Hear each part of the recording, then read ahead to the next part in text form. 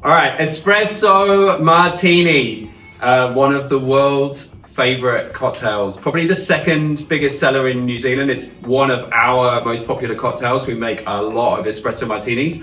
And one of those cocktails, it's like once someone has one, the metaphorical fizz comes out the champagne bottle once the cork is out, after which point it cannot be put back in again. Very simple cocktail. It has 4 things in it, but like all simple cocktails and simple food in a way, there's nowhere to hide. Like you've got to get it right. And all espresso martinis are not created equal. I'll tell you that for sure. Where was it invented? You might think Italy, you know, espresso. Actually in London, a guy by the name of Dick Bradsall, who I used to work with him when I was about 18 years old. R.I.P. Dick, amazing dude, very proper. And the story goes that a supermodel walked into his bar and asked him for a drink late on a Friday night, sat at his bar. Yes, madam, what would you like?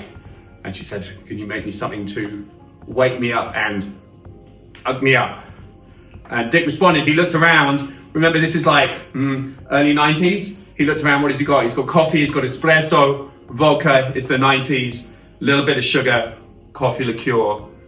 It's a cocktail that is built around coffee. Espresso Martini. The clue is in the name, so it needs to be like all about the coffee. What's coffee? Bitter, rich, deep in flavor, full. It's a very boozy cocktail. The sugar is like a tiny bit of sugar, vodka, coffee liqueur, and fresh espresso, and that's it, right?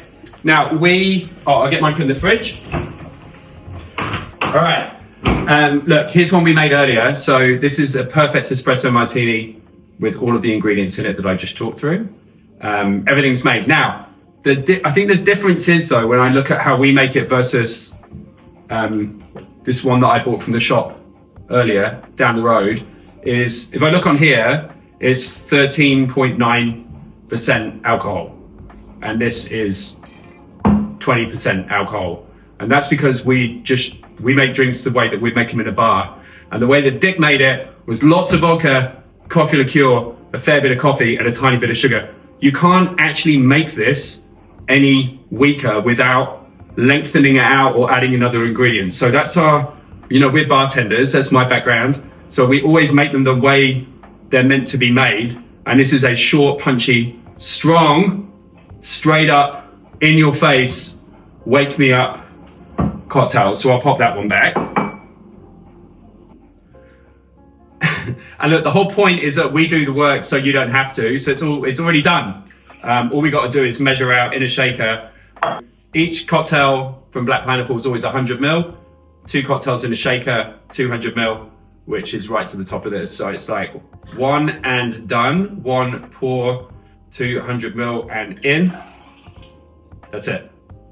So as well as, if you're making an espresso martini in a bar, drawing off fresh espresso, it's going to have that crema, right? That oily head that you get from fresh espresso. You can't do that with cold brew, which is what we have to use because I'm not sitting here, riding the coffee machine all night.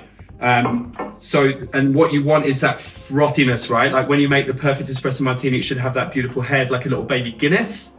So we put a couple of magic vegan ingredients in here. And you'll see when we shake it, it's going to really froth it up and make it just look chef's kiss, So small part of the shaker, 200 ml ice, and then we're good to go.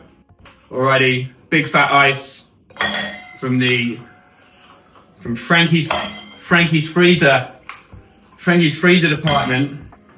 And then we're going to give this a good, short, hard shake. Small part on top, cover over the top. It's the dangerous bit. Take this apart and you should see some fluffiness happening there. Fluffification. Do not waste any of that. The Japanese have a word for the last drop of cocktail in a shaker, and amazingly, I don't know what it is. But I do know that they have a word, which is the main thing. And then the other thing we're going to do is we're just going to put a little bit of height on this when we pour it. And that's just going to, let's move Just move that guy, and that's just gonna give us that nice little finish. So, ooh la la. We want them to be equal.